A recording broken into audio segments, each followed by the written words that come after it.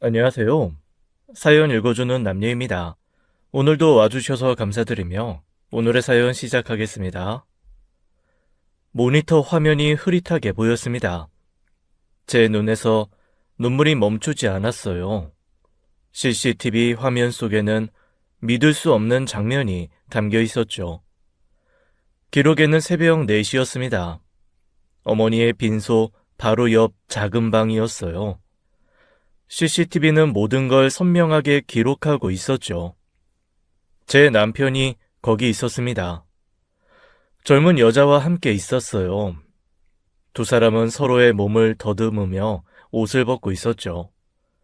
그 짐승 같은 모습을 보고 저는 그만 주저앉고 말았습니다. 어머니가 누워 계신 바로 그 옆에서였습니다. 제 온몸이 떨리기 시작했죠. 어떻게 이럴 수가. 제 입에서는 신음 같은 말만 새어 나왔습니다. 10년을 함께 산 남편이었어요. 그 사람이 제 어머니, 자기 장모 장례식장에서 이런 짓을 했다는 게 도저히 믿기지 않았죠. 관리실 의자에 앉아있던 저는 더 이상 견딜 수가 없었습니다. 가슴이 찢어지는 것 같았어요. 오열이 터져 나왔죠. 이 배신이 얼마나 잔인한지 겪어보지 못한 분들은 모를 겁니다. 이 이야기는 인간이라 부를 수도 없는 짐승 같은 것들에게 제가 한 복수 이야기입니다. 안녕하세요. 저는 평범한 40살의 주부였습니다. 제 나이 30에 결혼을 했어요. 10년 동안 남편과 단 한 번도 크게 싸운 적이 없었죠. 제게는 6살 된 아들이 있습니다. 아들은 남편을 무척 좋아했어요. 저도 남편을 진심으로 사랑했죠. 누가 봐도 행복한 가정이었습니다. 적어도 1년 전까지는 그랬어요. 그때까지만 해도 저는 제 인생이 완벽하다고 믿었죠. 1년 전의 일이었습니다. 갑작스럽게 가려움증이 시작됐어요. 처음엔 대수롭지 않게 여겼죠. 하지만 증상이 계속되자 산부인과를 찾아갔습니다. 검사를 받고 3일을 기다렸어요.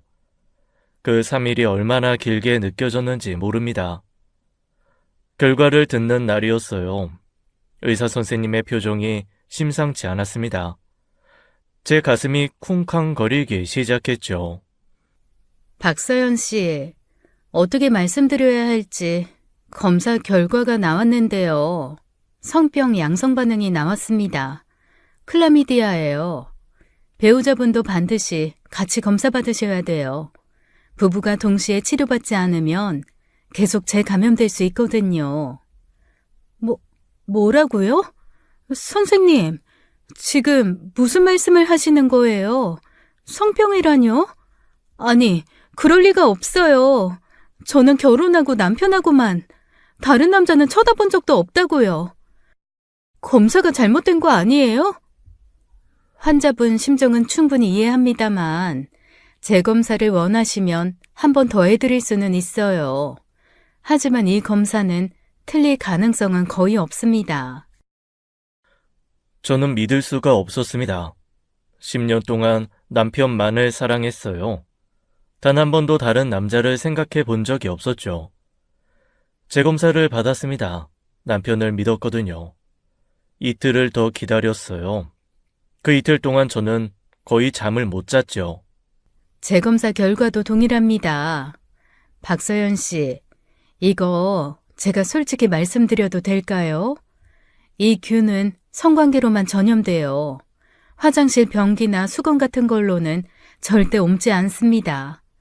누군가는 다른 상대가 있었다는 얘기예요. 그럼 선생님 말씀은 우리 남편이 바람을 피웠다는 거예요? 그렇게 말씀하시는 거예요? 저는 의학적 사실만 말씀드리는 겁니다. 감염 경로가 그것 하나뿐이라는 거죠. 집으로 돌아오는 길이 너무 멀게 느껴졌습니다. 운전대를 잡은 손이 떨렸어요. 아니야, 우리 내 남편은 그럴 사람이 아니야. 라고 수백 번 되뇌었죠. 그날 밤 남편이 야근을 하고 들어왔습니다. 평소처럼 밝은 얼굴이었어요. 그 얼굴이 낯설게 느껴졌죠. 여보, 나왔어. 아유, 오늘 진짜 죽을 뻔했네. 부장이 또 지랄을. 아이, 저녁 뭐야? 배고파서 쓰러질 것 같아. 지호는 자? 여보, 우리 잠깐 얘기 좀 하자. 왜? 아니, 무슨 일 있어? 얼굴이 왜 그래? 우리 엄마가 또 뭐라 그랬어? 그 순간 저는 아직은 이 문제를 터뜨릴 때가 아니라는 생각이 들었습니다. 손에 들어오는 확실한 증거가 필요했어요. 아니, 아니야. 그냥 요즘 당신이 너무 늦게 들어와서 몸은 괜찮은지 궁금해서. 에이, 뭐야. 걱정했네. 나 괜찮아. 밥이나 빨리 먹자. 배고파 죽겠어, 진짜. 저는 남편의 눈을 똑바로 볼 수가 없었습니다. 10년을 함께 산 남편의 얼굴이 처음으로 무서웠어요. 의심의 독이 제 마음을 갉아먹기 시작했죠. 다음날 저는 인터넷으로 흥신소를 알아보았습니다. 그리고 적당한 곳을 찾아갔죠. 아우, 남편 외도건이시네요. 이런 일로 오시는 분들 요즘 많습니다. 뭐 요즘은 핸드폰이다, 카드다 다 추적이 되니까 한 달만 시간 주시면 깔끔하게 증거 뽑아드려요. 뭐 모텔 출입이든 뭐든 다 나옵니다. 못 잡는 게 없어요, 요즘은. 아, 네.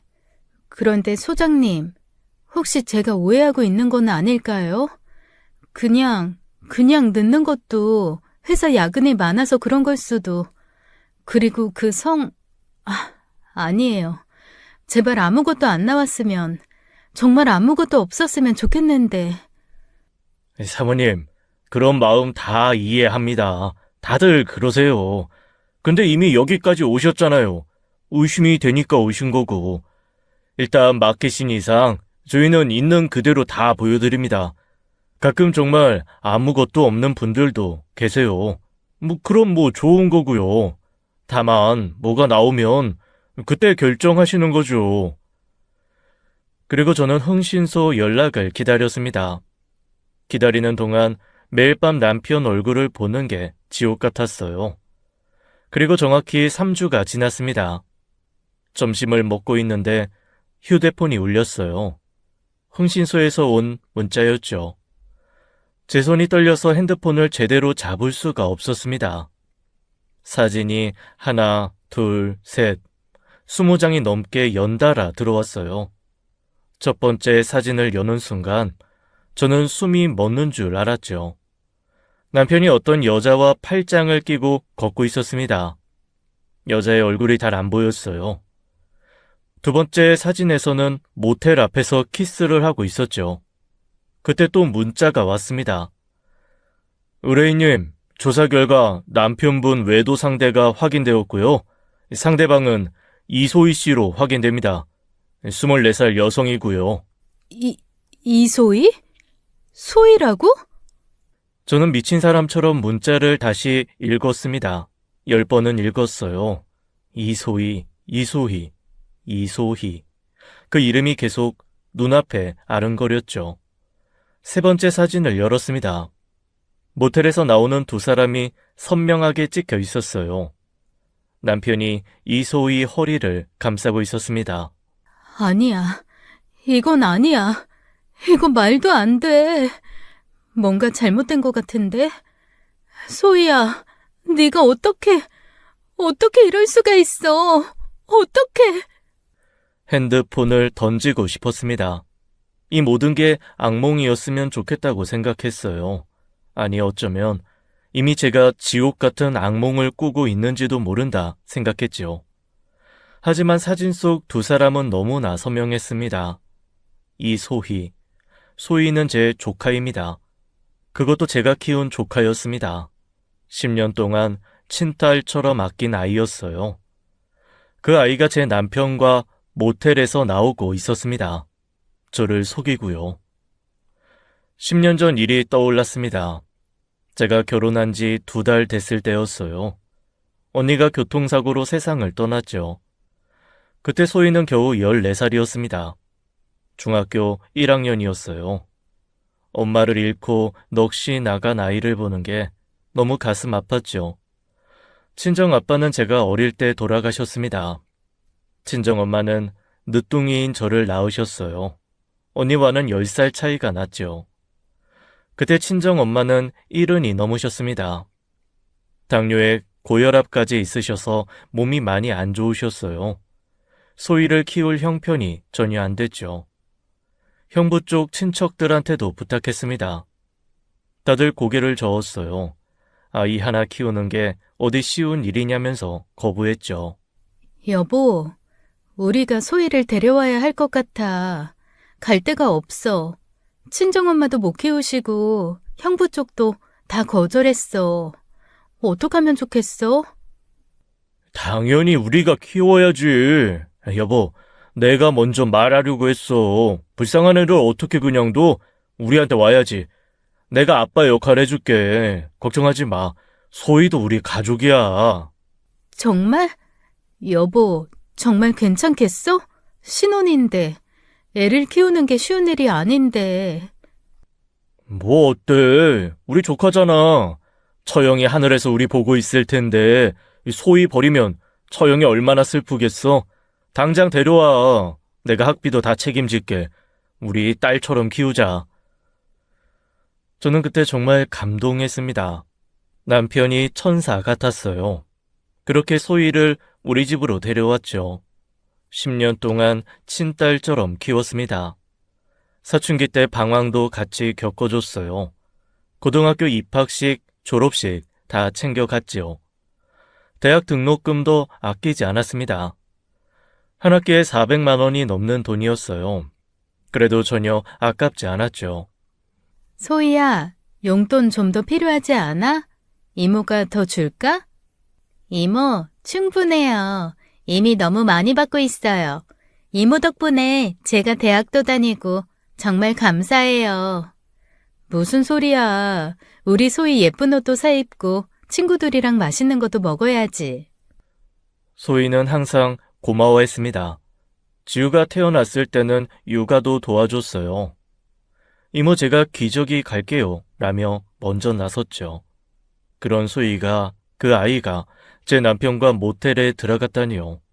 10년의 은혜를 이렇게 갚다니요. 내가 널 어떻게 키웠는데 어떻게 나한테 이럴 수가 있어. 소희야, 네가 어떻게... 언니가 하늘에서 이거 보면 뭐라고 하시겠어. 저는 그날 밤새 울었습니다. 토하고 또 울었어요. 충격이 너무 커서 몸이 말을 듣지 않았죠. 3일 동안 알아 누웠습니다. 밥도 못 먹고 물만 겨우 마셨어요. 머릿속에서는 언니 얼굴과 소희 얼굴이 계속 겹쳐 보였죠. 언니에게 너무 미안했습니다. 언니 미안해. 내가 소희를 제대로 못 키웠나 봐 라는 생각이 들었어요. 동시에 내가 뭘 잘못했길래 조카가 이런 선택을 했을까 라는 자책도 들었죠. 남편에 대한 배신감이 가장 컸습니다. 남편이 이러면 안 되는 거였어요. 바람이 나도 소희하고는 안 되는 거였습니다. 절대 소희를 유혹하면 안 되는 거였어요. 아니, 소희가 먼저 유혹했더라도 절대 넘어가면 안 됐죠. 분노와 슬픔, 미안함과 억울함이 뒤섞였습니다. 가슴이 찢어지는 것 같았어요. 죽은 언니를 볼 면목이 없었죠. 3일째 되는 날 겨우 정신을 차렸습니다. 배신감이 서서히 분노로 바뀌었어요. 슬픔이 증오로 변하기 시작했죠. 3일 만에 겨우 방에서 나왔습니다. 거실을 지나가는데 지우가 제 다리를 꽉 안았어요. 6살 아들의 얼굴을 보니 눈물이 쏟아졌죠. 엄마 어디 아파? 왜 계속 방에만 있어? 아빠가 엄마 감기 걸렸대. 약 먹었어? 엄마 괜찮아. 우리 지우가 엄마 걱정했구나. 미안해. 엄마가 좀 아팠어. 엄마, 이제 안 아파? 소희 이모가 나랑 놀아줬어. 근데 나는 엄마가 더 좋아. 엄마랑 놀고 싶어. 아이의 순수한 눈을 보니 가슴이 미어졌습니다. 이혼하면 이 아이가 받을 상처를 생각하니 숨이 막혔어요. 아빠 없이 자라야 할 지우를 생각하니 결정을 내릴 수가 없었죠. 조카를 고발하는 것도 망설여졌습니다. 죽은 언니가 하늘에서 얼마나 슬퍼할까 싶었어요. 하늘에서 자기 딸이 그런 짓을 했다는 걸 알면 얼마나 절망할까요? 밤에 혼자 앉아서 계속 고민했습니다. 남편은 야근이라 집에 없었어요. 소희는 친구 만난다고 집에 안 들어오고 있었죠. 아마도 지금 둘이 또 뒤엉켜 있을 겁니다. 그 생각을 하니 미칠 것 같았죠. 이혼을 해야 하나, 참고 살아야 하나, 소희를 용서해야 하나, 내쫓아야 하나, 답이 나오지 않았어요. 본능은 컸지만 현실은 복잡했습니다.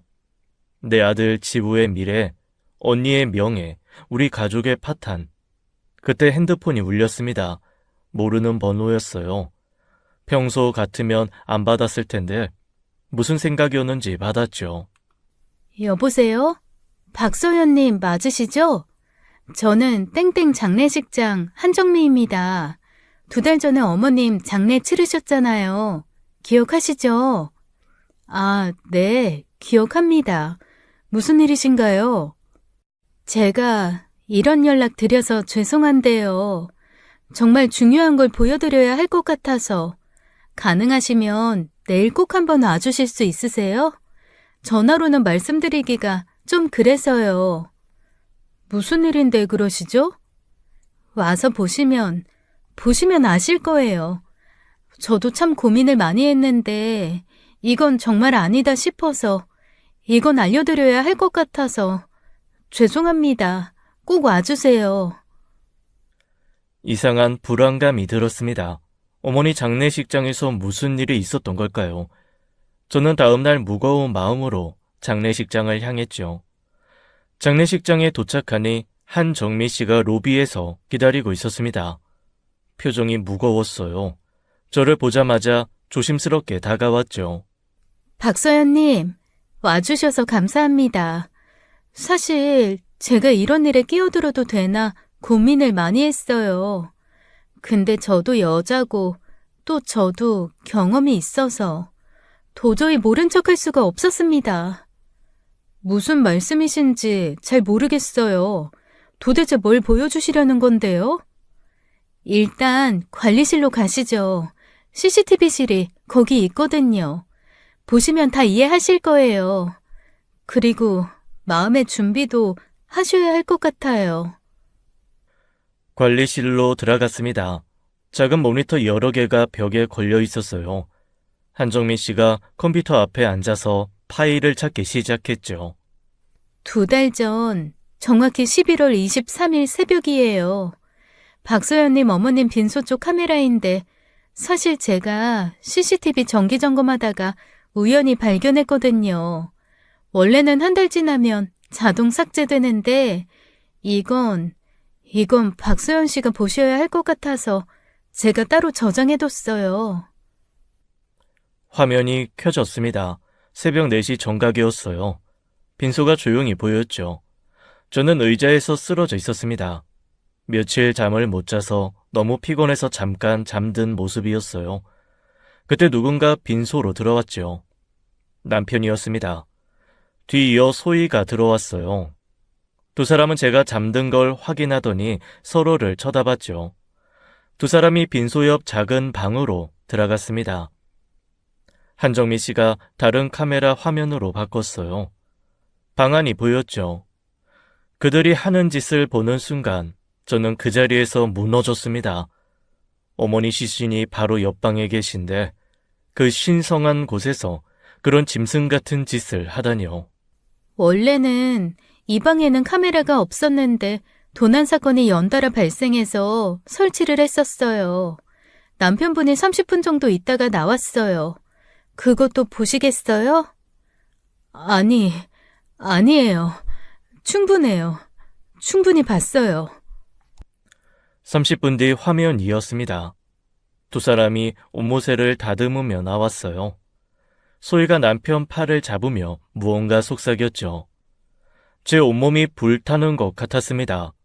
분노로 손이 떨렸어요. 어머니의 영정 앞에서, 그것도 장례식장에서요. 이때였던 것 같아요. 제 생각이 완벽하게 정리된 것이요. 제 마음은 싸늘하게 식어갔죠. 백업 USB 준비했어요. 가져가세요. 박소연 씨가 뭘 하시든 증거가 필요하실 것 같아서요. 제가 남의 일에 참견하는 건 아닌데 이건 정말 해도 너무하더라고요. 이건 인간이 할 짓이 아니잖아요. 어쩜 이래요? 이건 고인을 능욕하는 정말 감사합니다. 정말 감사합니다. USB를 받아들고 비틀거리며 장례식장을 나왔습니다. 이젠 정말 끝이었어요. 용서도 이해도 불가능했죠. 그날 저는 바로 흥신소를 다시 찾아갔습니다. 오태식 소장이 놀란 표정으로 저를 맞았어요. 제 얼굴이 얼마나 험악했는지 알 수 있었죠. 소장님, 추가 의뢰를 하고 싶어서요. 이번엔 남편의 모든 걸 파헤쳐 주세요. 언제 밥을 먹고, 언제 화장실 가고, 누구를 만나고, 뭘 하는지 24시간 모든 걸 조사해 주세요. 돈은 얼마든지 드릴게요. 무슨 일이 또 있으셨나 보네요. 그런데 사모님, 이거 확실히 해두고 싶은데 합법적인 선에서만 조사란 얘기시죠? 저희도 나름 규칙이 있어서요. 아니요. 합법이든 불법이든 상관없어요.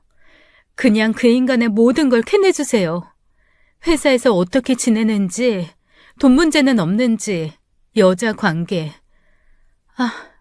그게 뭐든 그냥 다요. 책임은 제가 질게요. 사모님, 정말 각오하신 거네요. 뭐 알겠습니다. 이런 경우엔 저희도 특별팀을 꾸려야 해요. 비용이 좀 많이 나갈 텐데. 돈은 문제 없다고 했잖아요. 그냥 모든 걸 파헤쳐 주세요. 모든 거라면 정확히 어떤...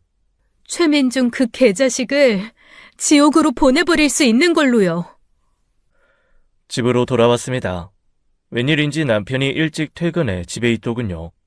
작은 방을 열어보니 역시 소희도 집에 있었습니다.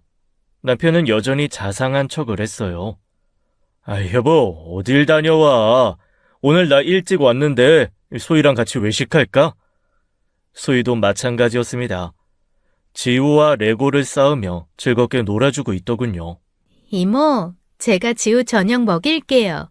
오랜만에 두 분이 오붓하게 식사 겸 데이트하고 오세요. 에이, 소희 너도 같이 가야지. 가족인데.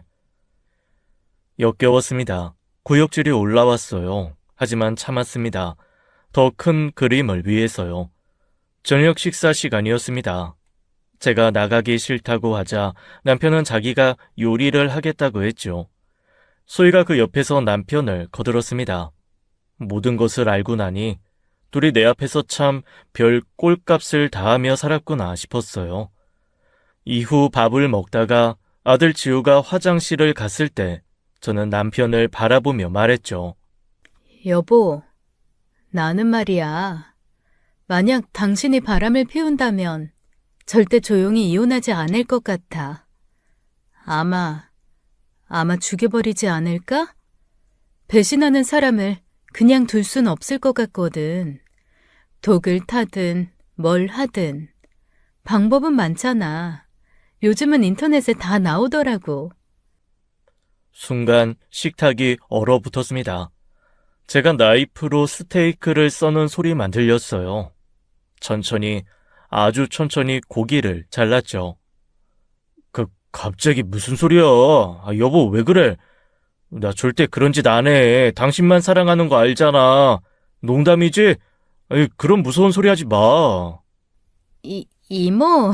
이모부는 절대 그런 사람 아니야. 이모 걱정할 일 없어. 이모부가 얼마나 이모를 사랑하는데요. 그쵸, 이모부? 소희야, 넌 어떻게 그렇게 잘하니? 우리 집에서 10년이나 살아서 그런가? 내 남편을 나보다 더 잘하네. 뭘 하는지, 뭘 원하는지 다 보이나 봐. 소희의 얼굴이 하얗게 질렸습니다. 남편은 물을 벌컥벌컥 마셨어요. 두 사람이 서로를 힐끔 보는 게 느껴졌죠. 공포에 질린 눈빛이었습니다. 저는 아무렇지 않은 듯 나이프를 내려놓고 와인을 한 모금 마셨어요. 그럼 다행이고. 그냥 갑자기 드는 생각이었어. 아, 맞다, 여보. 요즘 장례식장에도 CCTV가 다 있다는 거 알아? 빈소에도 휴게실에도 구석구석 다 찍힌대. 신기하지? 죽은 사람 앞에서도 사람들이 뭘 하는지 다 보인다니 무서운 세상이야, 정말. 남편의 손이 떨리기 시작했습니다. 와인잔을 놓치려는 걸 간신히 붙잡았어요. 얼굴이 창백해졌죠. 소희는 숨을 제대로 쉬지 못하고 있었습니다. 배가 안 고프네. 나 먼저 일어날게. 여보, 왜 그래? 장모님 때문에 많이 힘들어? 아니야. 혼자 좀 있고 싶어. 나 혼자 있을게. 방으로 들어왔습니다. 문을 잠그고 주먹을 깨물었어요. 조금만 더 참자고 다짐했죠. 다시 2주가 지났습니다. 흥신소에서 연락이 왔어요. 오태식 소장이 직접 집 근처 카페로 찾아왔죠. 사모님, 이거 생각보다 훨씬 심각하네요. 남편분이 불법 도박을 하고 계셨어요. 사설, 토토, 바카라. 그런데 꽁지 빚이 2억 정도 됐었는데 이상하게 최근에 다 갚았더라고요. 어디서 그 큰 돈이 났는지는 저희도 아직 못 찾았어요. 분명 뭔가 있을 텐데. 그리고 또 중요한 거, 또 한 명의 여자가 있습니다. 또 한 명이요? 네, 남편분 회사 상사예요. 강미숙, 45살이고요. 유부녀고. 저희가 볼 때 최소 3년에서 5년쯤은 불륜 관계를 유지하고 있네요. 조카하고 이 여자하고 두 명을 동시에 만나고 있었던 겁니다. 여기 증거자료 다 있어요. 파일을 열어봤습니다. 사진이 수십 장 있었어요. 남편이 그 여자와 호텔에서 나오는 모습, 키스하는 모습. 저는 웃음이 나왔습니다. 분노를 넘어선 허탈한 웃음이었어요. 10년 동안 속고 산 제가 한심했죠. 소장님, 이 모든 자료 완벽하게 정리해 주세요. 법적으로 쓸 수 있는 것, 없는 것 다 구분해서요. 사모님, 복수하실 생각이신가요? 그러시면 저희가 도와드릴게요. 돈만 주시면 이 사진 인터넷에 뿌릴 수도 있고요. 아니요. 제가 직접 하고 싶어요. 그리고 복수 아니에요. 정의 구현이죠. 악인은 벌을 받아야 하잖아요. 집으로 돌아왔습니다. 방문을 잠그고 혼자 앉았어요. 머릿속으로 계획을 세우기 시작했죠. 이제 더 이상 참을 시간은 지났습니다. 이것들이 저에게 한 짓을 생각하면 피가 거꾸로 솟았어요. 완벽하게 끝을 내야 했죠. 남편도 소희도 그 여자도요. 모두 대가를 치르게 할 거예요. 한 명도 빠짐없이 말이죠. 저는 먼저 남편이 회사에서 만나고 있다는 강미숙을 만나기로 했어요. 남편 회사 앞에서 기다렸습니다. 오후 6시 퇴근 시간이었어요. 강미숙이 나오기를 2시간째 기다리고 있었죠. 드디어 그녀가 나왔습니다. 사진으로 봤던 그 얼굴이었어요. 45살이라기엔 관리를 잘한 모습이었죠. 강미숙 씨, 잠깐 얘기 좀 하시죠. 누구세요? 내가 아는 분인가요? 최민준 아내예요. 이제 아시겠죠? 여자의 얼굴이 순간 굳었습니다. 하지만 곧 태연한 척했어요. 뻔뻔한 여자였죠. 무슨 말씀인지 모르겠네요. 최민준 씨는 제 부하 직원일 뿐이에요. 뭔가 착각하신 것 같은데. 그래요? 착각한 건지 아닌지 이 자리에서 떠벌려 볼까? 회사 앞에서 개망신 당하기 싫으면 따라오라고요. 좋게 얘기하면 감사합니다. 생각하라고. 알겠니? 그제야 여자가 저를 따라왔죠. 저는 회사에서 좀 떨어진 카페로 갔습니다. 아직은 남편이 알면 안 됐거든요. 저는 가방에서 사진 뭉치를 꺼냈어요. 테이블 위에 하나씩 펼쳐놓기 시작했죠. 이것도 착각인가?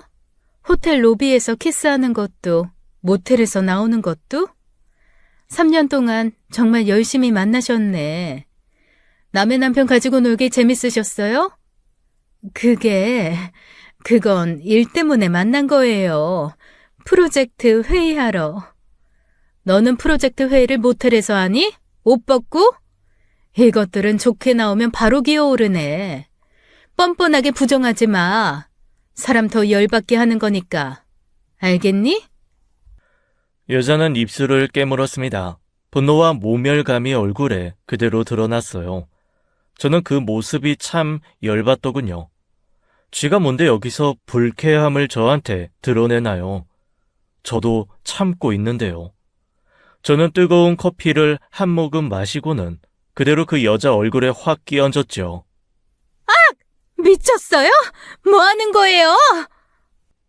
카페가 발칵 뒤집혔습니다. 사람들이 모두 쳐다봤어요. 여자는 얼굴을 감싸며 소리쳤죠. 열받니? 그럼 폭행으로 고소해. 나도 너 상간녀로 소송 걸 테니까.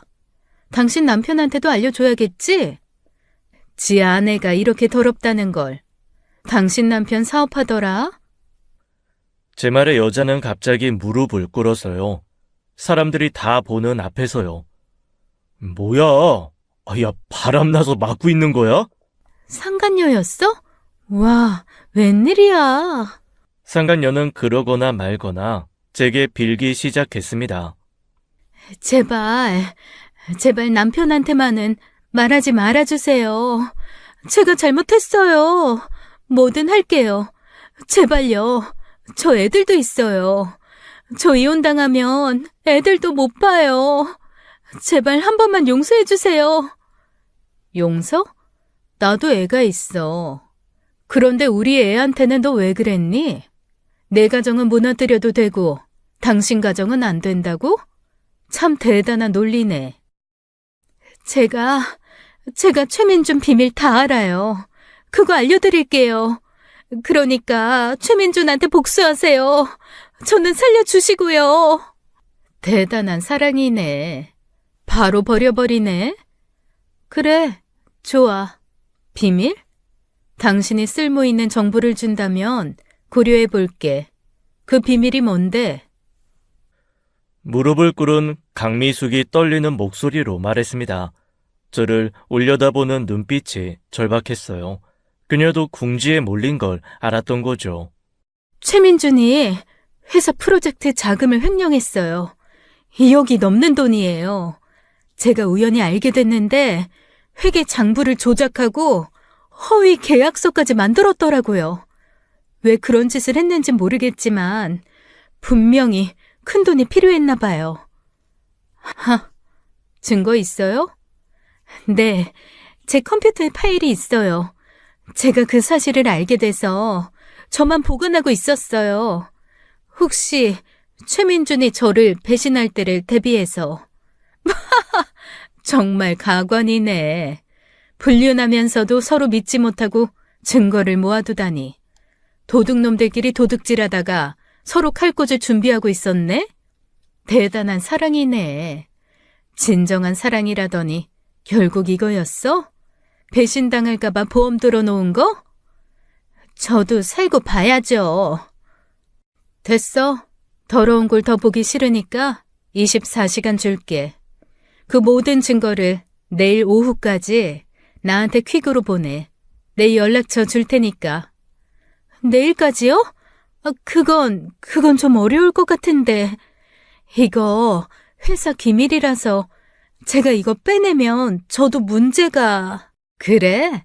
그럼 당신 남편한테 직접 찾아가서 당신이 3년 동안 뭘 했는지 다 말해주지 뭐. 나 하나도 아쉬울 거 없어. 이거 당신이 나한테 먼저 거래하자고 요청한 거야. 잊었어? 사진이랑 동영상도 있으니까 당신 남편도 믿지 않을 순 없겠네. 지 아내가 부하 직원이랑 불륜했다고 하면 뭐라고 할까? 난 이게 더 궁금한데. 안 돼요. 제발, 알겠어요. 보낼게요. 내일까지 꼭 보낼게요. 아, 그리고 한 가지 더. 최민준한테 오늘 우리가 만난 거, 내가 당신 정체를 안다는 거 절대 말하지 마. 한마디라도 새나가면 당신 인생 끝이야. 이해했지? 네, 절대 말 안 할게요. 맹세할게요. 다음날 아침 9시였습니다. 퀵으로 서류 봉투가 도착했어요. USB와 출력된 서류들이 들어있었죠. 회계 장부를 보니 숫자가 조작된 흔적이 선명했습니다. 가짜 거래처와 허위 계약서도 있었어요.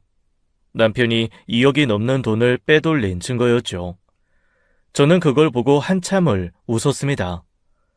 자기가 살기 위해 최민준을 바로 버리는 상간녀 모습이 걸작이었죠.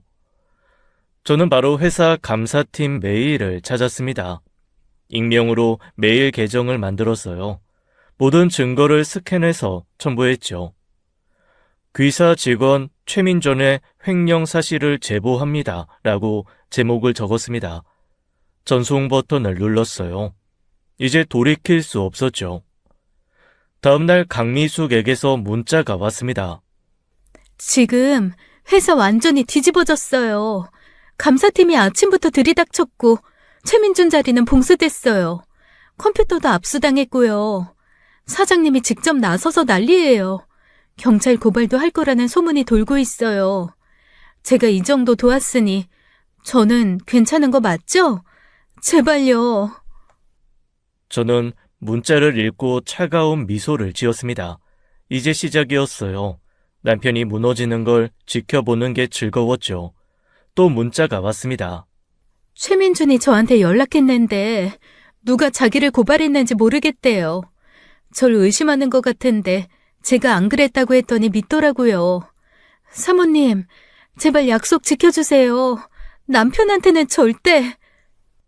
저는 답장을 보내지 않았습니다. 그저 이 여자가 불안에 떨며 죽어가기를 바랬죠. 씨앗은 뿌려졌으니 저는 싹이 트기를 기다리면 됐어요. 그날 저녁 남편이 집에 들어왔습니다. 평소와 똑같은 표정이었어요.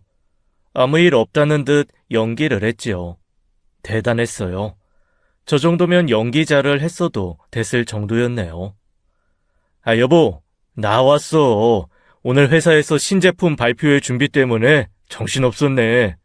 그래? 수고했네. 나 샤워 좀 하고 올게. 다음 날 아침도 마찬가지였습니다. 남편은 정장을 입고 출근하는 척했어요. 현관문을 나서는 남편의 뒷모습을 보며 저는 조용히 중얼거렸죠. 속으로는 아주 피말라 돼지겠지. 기억해라. 이제 시작이니까. 흥신소에 전화를 걸었습니다. 오태식 소장이 받았어요. 저는 차분한 목소리로 부탁했죠. 소장님, 제 조카 이소희 핸드폰으로 사진 좀 보내주세요. 남편하고 강미숙이 함께 있는 사진들이요. 알겠습니다. 그런데 조카분한테만 보내면 되나요? 아니요. 강미숙한테도 보내주세요. 남편하고 소희가 모텔에서 나오는 사진이요. 그리고 메시지도 하나 추가해주세요. 이소희가 당신 남자 아이를 임신했다고요. 그게 사실인가요? 아니요. 거짓말이에요. 그냥 그렇게 보내주세요. 그리고 1시간이 지났습니다. 강미숙에게서 전화가 미친 듯이 왔어요. 10통은 넘게 왔죠. 저는 받지 않았습니다. 아주 제대로 똥줄 타게요. 잠시 후 강미숙에게 문자가 왔어요. 이게 뭐예요? 이 사진 대체 뭐냐고요? 이소희가 누구예요? 24살이라고 했던 그 여자? 설마 정말 진짜예요? 저는 짧게 답장했습니다. 당신이 누구한테 무슨 사진을 받았는지 모르겠지만 최민준한테 여자가 당신 하나뿐이라고 생각했어? 웃기시네. 그리고 나한테 이딴 연락하지 말고 정 궁금하면 당신 내연남인 내 남편 최민준한테 물어봐. 이후 강미숙의 전화가 또 왔습니다. 30분 동안 20통은 왔어요. 아마 제대로 미쳐가고 있는 듯 했죠. 문자도 계속 왔어요. 제발 전화 받아요. 이게 무슨 일이에요? 이 여자 임신이 진짜예요? 거짓말이죠? 제발 답 좀 해줘요. 저는 핸드폰을 무음으로 돌렸습니다. 이제 폭탄이 터질 시간이었어요. 집에서 기다렸죠. 저녁 9시, 지우를 재우고 난 이후 남편이 들어왔습니다. 얼굴이 완전히 망가져 있었어요. 눈은 충혈됐고 넥타이는 헐렁했죠. 그때 소희도 거실에 있었습니다. 남편을 보자마자 얼굴이 굳었어요. 두 사람이 서로를 노려봤죠. 어머, 왜 그래요? 둘이 무슨 일 있어요? 요즘 서로 인사도 안 하네. 아니야, 아무것도 아니야. 이모, 저 친구 집에 가볼게요. 오늘 거기서 잘 거예요. 갑자기? 왜? 집이 불편하니? 왜? 아니에요. 그냥 친구가 보고 싶어서요. 소희가 황급히 짐을 싸서 나갔습니다. 남편과 마주치지 않으려고 애둘러 갔어요. 문이 쾅 닫혔죠. 남편의 핸드폰이 계속 울렸습니다. 진동으로 해놨는데도 소리가 들렸어요. 문자 알림도 쉴 새 없이 왔죠. 전화 안 받아? 괜찮아. 편히 받아. 일 때문 아니야? 아닌가? 미안. 안 받아도 돼. 여보, 나 일찍 좀 쉴게. 피곤하네. 괜찮아? 얼굴이 너무 안 좋은데. 뭐, 죽고 싶은 일 생겼어? 아니야, 괜찮다니까. 그냥 좀 피곤해서 그래. 남편이 방문을 쾅 닫았습니다. 처음 보는 모습이었어요. 남편은 신경질적으로 변해가고 있었죠. 저는 방으로 들어가는 남편을 보고는 속으로 웃었습니다. 그래요. 지금 아주 죽을 맛이겠죠. 방 안에서 남편의 목소리가 들렸습니다. 아니라니까, 오해라고. 아이씨, 너나 거짓말하지 마. 진짜 너 아니야? 누구와 통화하는지는 대충 알 것 같았습니다. 저는 소파에 앉아 와인을 마셨어요. 이제 서로 물어뜯기 시작했구나 라고 생각했죠. 적어도 저에겐 최고의 쇼가 시작된 거였죠. 다음날 아침이었습니다. 남편이 평소보다 일찍 나갈 준비를 했어요. 출근 정지 상태인데도 정장을 차려 입었죠. 여보, 나 회사 갔다 올게. 중요한 미팅이 있어서. 그래, 다녀와. 남편의 눈동자가 불안하게 흔들렸습니다. 10년을 함께 산 저는 알 수 있었어요. 거짓말할 때 그 표정을요. 저는 남편이 나가자마자 뒤를 따랐습니다. 차를 끌고 조용히 남편을 미행했어요. 당연히 회사가 아니었죠. 교외 지역의 한적한 카페였습니다. 남편이 먼저 들어가 구석 자리에 앉았어요. 카페가 통유리로 되어 있어 잘 보이더군요. 저는 차에서 대기를 했습니다. 10분 뒤 소희가 도착했어요. 화장기 없는 창백한 얼굴이었어요. 창밖에서 두 사람을 지켜봤습니다. 남편이 소희에게 뭔가 따지듯 말했어요. 소희가 고개를 저으며 남편에게 화를 내고 있었죠. 그때 갑자기 남편이 테이블을 쾅 내리쳤습니다. 소희가 놀라 뒤로 물러났죠. 서로 책임을 떠넘기고 있구나. 저는 비웃음을 지으며 카페로 들어갔습니다. 문을 열자 종소리가 울렸어요. 두 사람의 테이블로 곧장 걸어갔습니다. 제 구두 소리가 카페에 울렸어요. 그들이 고개를 돌린 순간 시간이 멈춘 듯 했죠. 여보, 여긴 어떻게? 이모! 입 닥쳐, 둘 다. 더 이상 거짓말 듣고 싶지 않아. 나 다 알아. 너희가 언제부터 그런 사이였는지. 우리 집에서 몇 번이나 그런 짓을 했는지. 그리고 내 어머니 장례식장에서까지. 저는 가방을 테이블 위에 내려놨습니다. 지퍼를 열고 사진 뭉치를 꺼냈어요. 한 장씩 테이블에 내던졌죠. 이거 봐.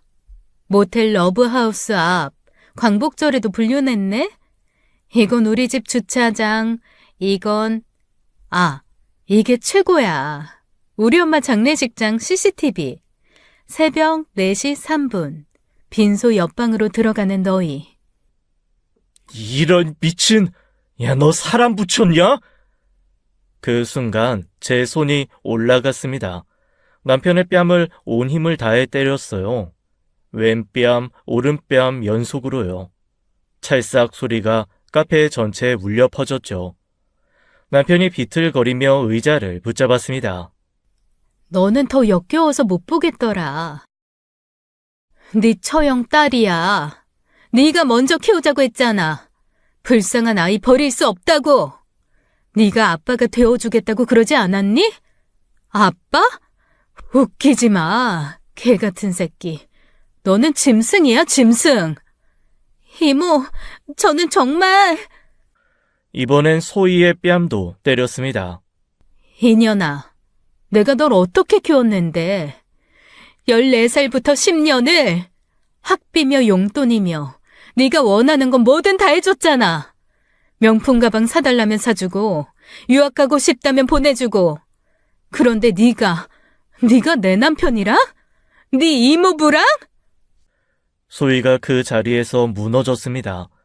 무릎을 꿇고 바닥에 이마를 박았어요. 온몸을 떨며 울부짖기 시작했죠. 이모, 잘못했어요. 정말 잘못했어요. 제가 죽을 죄를 졌어요. 한 번만, 정말 한 번만 용서해주세요. 평생 속죄하며 살게요. 이모 종이 되어서라도 갚을게요. 제발, 제발요. 아니, 다 필요 없어. 너랑 내 남편 둘 다 완전히 끝장낼 거야. 사회적으로, 법적으로 모두 파멸시킬 거야. 내가 키운 은혜를 원수로 갚은 그 대가를 톡톡히 치르게 해주마. 카페 사람들이 모두 우리를 쳐다봤습니다. 누군가는 핸드폰으로 촬영하고 있었어요. 하지만 상관없었죠. 저는 차갑게 등을 돌렸습니다. 소희의 울음소리가 등 뒤에서 들렸어요. 하지만 단 한 걸음도 멈추지 않았죠. 카페를 나오니 남편이 황급히 뒤따라왔습니다. 제 팔을 거칠게 잡았어요. 얼굴이 벌겋게 달아올라 있었죠. 야, 그럼 너 다 알고 있었냐? 지금 네가 다 꾸민 짓이지? 회사에 익명 제보한 것도 너고 내가 출근 정지당한 것도 네가 한 짓이잖아. 맞지? 어떻게 그럴 수가 있어? 어떻게? 그럴 수 있어, 이 미친놈아. 나랑 사는 10년 동안 너는 뭘 했는데? 조카랑 놀아나고 회사 상사랑 불륜하고 도박하고 회사 돈 훔치고. 그게 정신병자지 정상이냐? 넌 이혼하고 병원이나 가, 이 정신병원. 뭐? 너 역시 네 짓이지? 글쎄, 너한테 칼 갈고 있는 사람이 나 말고도 있나 보지. 평소에 얼마나 개처럼 살았으면 사방에 적을 만들어놨니? 남편의 얼굴이 새파랗게 질렸습니다. 뭔가 깨달은 표정이었어요. 갑자기 차 키를 꺼내들었죠. 너 나중에 얘기하자. 나 이대로 안 끝내. 어디 가는데? 강미숙한테? 아니면 또 다른 여자한테? 가봐. 대신 이제부터 인생 지옥길로 갈 준비나 단단히 해. 난 아직 시작도 안 했으니까. 남편이 차를 향해 뛰어갔습니다. 타이어가 끽 소리를 내며 주차장을 빠져나갔어요. 소희가 비틀거리며 카페에서 나왔습니다. 또다시 제 앞에 무릎을 꿇었어요. 주차장 바닥에 엎드렸죠. 이모, 저 죽어도 싸지만 한 번만, 엄마 얼굴 보고 저 한 번만 용서해 주세요. 하늘에 계신 엄마가 이걸 알면 얼마나 슬퍼하실까요? 제가 다시는 이모 앞에 나타나지 않을게요. 이제 와서 네 엄마 팔이야? 죽은 언니를 위해서라도 네 더러운 짓을 내가 완전히 끝내줄 거야. 언니가 하늘에서 얼마나 통곡하고 있을까? 자기가 낳은 딸이 동생 남편과 그런 짓을 했다니. 저는 소희를 남겨두고 차에 올랐습니다. 백밀러로 보니 소희가 바닥에 쓰러져 있었어요. 저는 시동을 걸고 그대로 그 자리를 떠났죠. 카페를 떠나 곧장 경찰서로 향했습니다. 민원실에 들어가 신고 접수를 했어요. 남편의 불법 도박 증거를 모두 제출했죠. 도박 사이트 내역, 거래 기록, 흥신소가 찍은 사진들, 경찰은 증거를 검토하고 수사를 약속했어요. 2억이 넘는 금액이라 큰 사건이었죠. 집으로 돌아오는 길에 핸드폰을 꺼냈습니다. 친척 단체 카톡방이 여러 개 있었어요. 시댁 카톡방, 친정 카톡방, 남편 친구들과의 카톡방 등등 참 많더군요. 먼저 장례식장 CCTV 영상을 편집했습니다. 남편과 소희가 작은 휴게방에 들어가는 장면만 잘랐어요. 30분 뒤 나오는 장면까지 포함했죠. 첫 번째로 친정 친척 방에 올렸습니다. 어머니 장례식장에서 일어난 일입니다. 라는 메시지와 함께요. 순식간에 카톡방이 폭발했죠. 다음은 시댁 카톡방이었습니다. 시어머니와 시누이, 형님들이 모두 있는 방이었어요. 영상을 올리자마자 전화가 빗발쳤죠. 역시 받지 않았습니다. 마지막으로 남편 지인들과 만든 단체 톡방에 올렸습니다. 아주 잠시 사이 100개가 넘는 메시지가 올라오더군요. 이제 모두가 알게 됐죠. 소희는 그 즉시 모든 카톡방을 나갔습니다. 프로필도 지우고 잠수를 탔어요. 연락이 완전히 끊겼죠. 저녁이 되자 남편이 집에 들어왔습니다. 얼굴이 완전히 망가져 있었어요. 술 냄새가 진동했죠. 너 미쳤어? 어떻게 가족들한테까지 그런 영상을 보낼 수가 있어? 이렇게까지 일을 크게 벌여야 했어? 그냥 조용히 이혼하면 안 됐어? 조용히? 너희가 한 짓을 생각하면 조용히 넘어갈 일이야? 어머니 장례식장에서 그런 짓을 했는데? 모두가 알아야지. 네가 얼마나 더러운 인간인지. 그래. 내가 잘못했어. 이혼하자. 이혼하면 되잖아. 근데 왜 이렇게까지? 이혼할 거야. 대신 아주 크고 시끄럽게. 네가 한 짓을 온 세상이 다 알도록 회사 사람들도 친구들도 모두가 알게 될 거야. 그날 밤 시어머니에게서 전화가 왔습니다.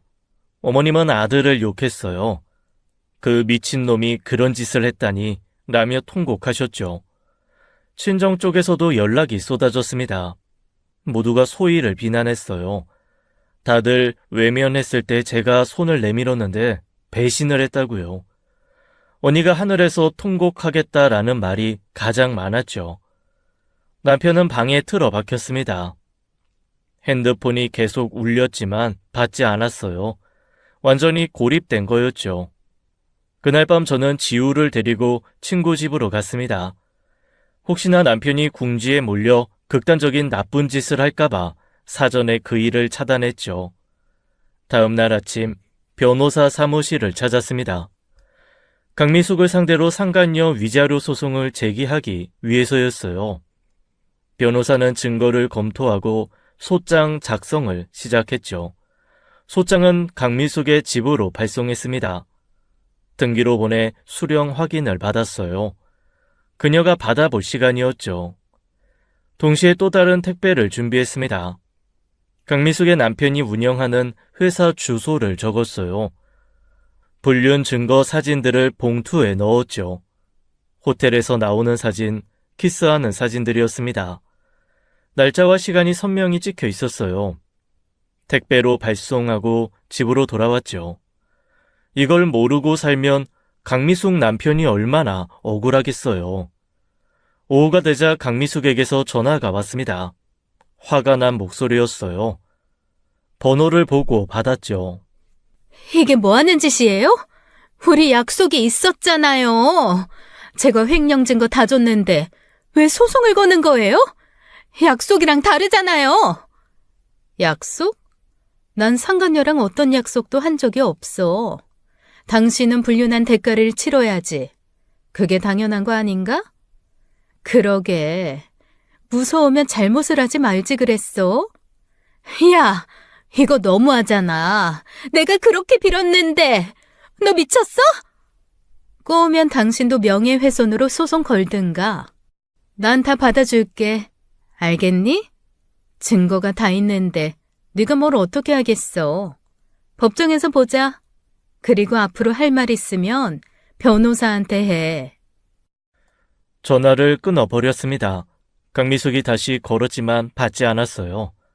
그 뒤로 남편에게도 전화가 쏟아졌습니다. 하루에 수십 통씩 걸려왔어요. 문자도 끊임없이 왔죠. 제발 한 번만 만나자. 얘기 좀 하자. 지우는 어딨어? 저는 단 한 번도 받지 않았습니다. 남편이 똥줄 타는 게 느껴졌어요. 모든 게 무너져 내리고 있었으니까요. 마지막으로 소희에 대한 상간녀 소송을 제기했습니다. 24살 성인이었기에 법적 책임을 물을 수 있었어요. 위자료 3천만 원을 청구했죠. 남편에게는 이혼 소송장이 전달됐습니다. 유책 배우자로서 불리한 위치였어요. 증거가 너무나 확실했으니까요. 한 달 뒤 남편에게서 연락이 왔습니다. 회사에서 정식 해고 통보를 받았다고 했어요. 횡령건이 확정되면서 결정된 일이었죠. 형사 고발까지 당한 상태였습니다. 검찰 조사를 받고 있다고 들었어요. 구속될 가능성도 있었죠. 강미숙도 같은 운명이었습니다. 회사에서 즉시 해고됐어요. 불륜 스캔들과 횡령 연루로 이미지가 완전히 망가졌으니까요. 3개월 뒤 첫 번째 판결이 나왔습니다. 이혼 소송에서 제가 완전히 승소했어요. 남편의 유책 사유가 모두 인정됐죠. 재산 분할에서도 제게 유리한 판결이었습니다. 아파트는 제 명의로 넘어왔어요. 남편은 빚만 떠안게 됐죠. 양육권도 당연히 제가 가져왔습니다. 남편은 월 1회 면접 교섭권만 받았어요. 그것도 제 동의하에만 가능했죠. 위자료 소송들도 차례로 결과가 나왔습니다. 강미숙은 5천만 원 지급 판결을 받았어요. 3년간의 불륜이 모두 인정됐으니까요. 소희도 3천만 원을 지급하라는 판결이 나왔습니다. 장례식장 CCTV가 결정적 증거였어요. 도덕적으로도 용서받을 수 없는 일이었죠. 남편은 이혼 위자료로 7천만 원을 지급해야 했습니다. 2명의 여자와 불륜한 대가였어요. 횡령과 도박까지 더해진 결과였죠. 소희는 판결 이후 완전히 잠적했습니다. 어디서 무엇을 하며 사는지 알 수 없었어요. 부끄러움과 죄책감에 숨어버린 거였죠. 친구들 사이에서도 완전히 매장됐습니다. 누구도 소희를 찾지 않았어요. 죽은 언니의 명예를 더럽힌 죄였으니까요. 남편은 횡령 혐의로 실형을 선고받았습니다. 1년 6개월의 징역형이었어요. 항소했지만 기각됐죠. 강미숙의 가정도 파탄났다고 들었습니다. 강미숙 남편이 이혼 소송을 제기했대요. 그녀도 모든 걸 잃었죠. 그들은 각자의 방식으로 대가를 치렀습니다. 사회적 매장, 경제적 파탄, 가정 붕괴까지요.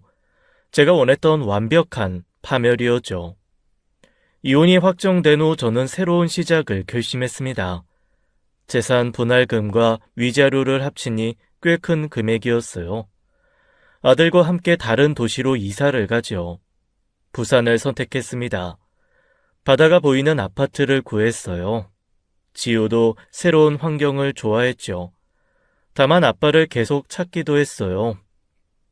언젠간 아빠의 진짜 모습을 설명한 날이 오겠죠. 저는 이곳에 새로운 직장도 구했습니다. 작은 회계 사무실이었어요.